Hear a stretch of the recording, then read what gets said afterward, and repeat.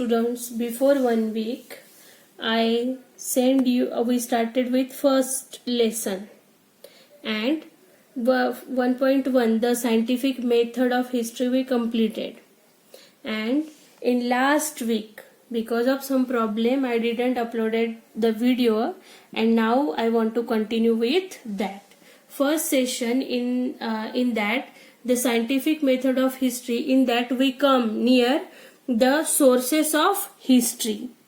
There are three sources of history: material sources, written sources and oral sources. Material sources means whatever we got in excavation, like pots, coins, then food grains, etc. Written sources, they are having the copper plates, Brujapatra, inscription on rock, and this means whatever written it is there, that is known as written sources. And oral sources means what?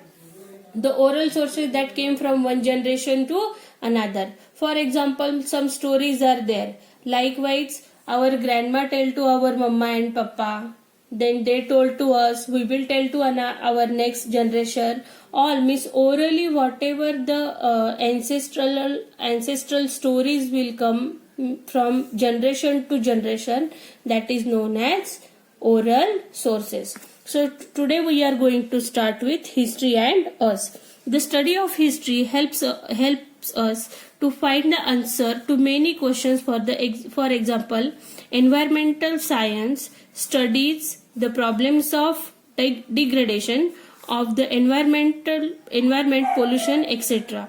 Means whatever happened in the past, we are searching the answers in the history.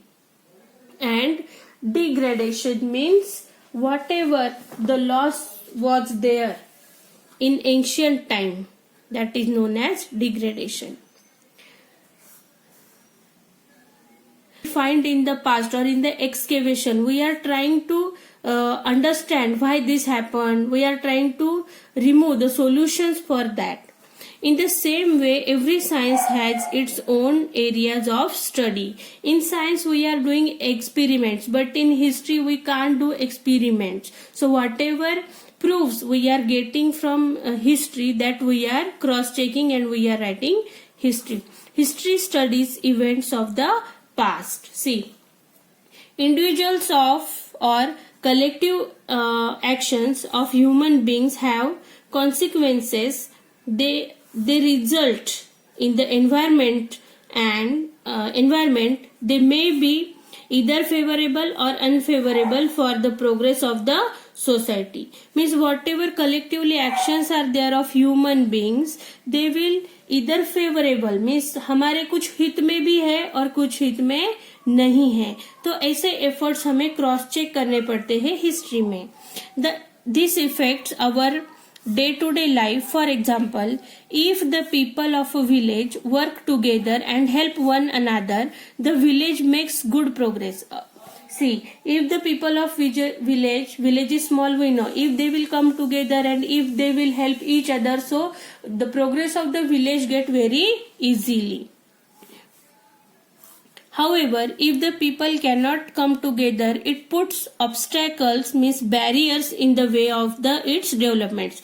And opposite to that, if people didn't come together, they will not help each other. What will happen? Progress will not happen. That village will not develop. So, history attempts to find out answers to many questions by studying the way of thinking the past socialists, their actions and the consequences. Means how history is studying the past society, then that time society, how people were doing, what was their actions, from that, and consequence means by another they are matching to each other, and from history we are getting the answers of our questions. The study of history makes it possible for us to study what is and what is not favorable for the progress of human society. Means in the past what happened, yes or no, and from that we took the experience, and from that experience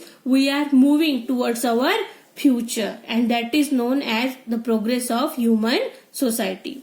History thus provides us with guidelines about how we should behave today in the order to shape a good future.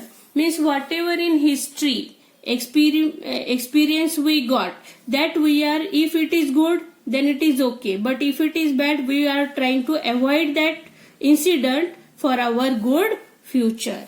By telling us the life stories of the great people, history also serves the inspire and the motivate us. Means whatever the great kings were there earlier, with their motivational stories, with their braveryness, how they fought, how they ruled the area, and because of that we get inspiration for the history.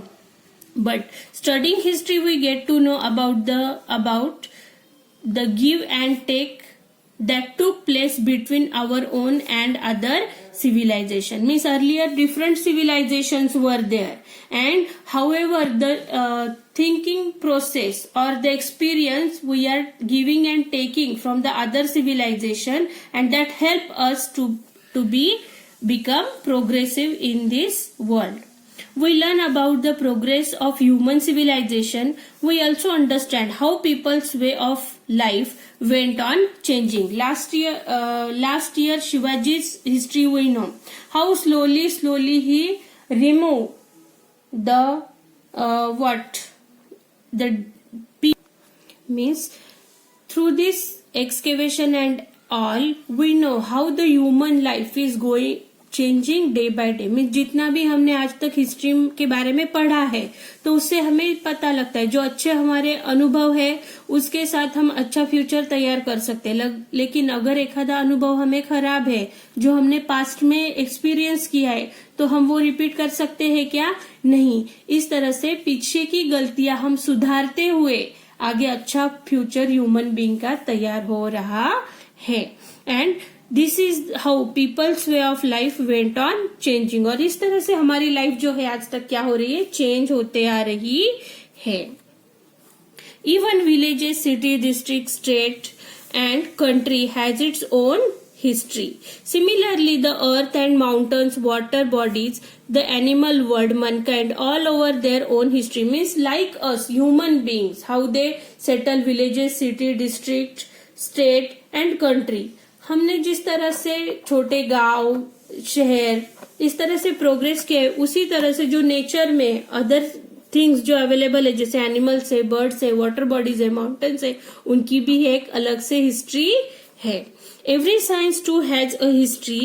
It tells of the many scientific discoveries that brought about important changes in human civilization and of the scientists who made those discoveries. So all these things, how it is changing, how history relates to our day-to-day life. Now I explain that. In the next session I will explain how history relates to the future. It is your work that you want to read the lesson very carefully. Thank you.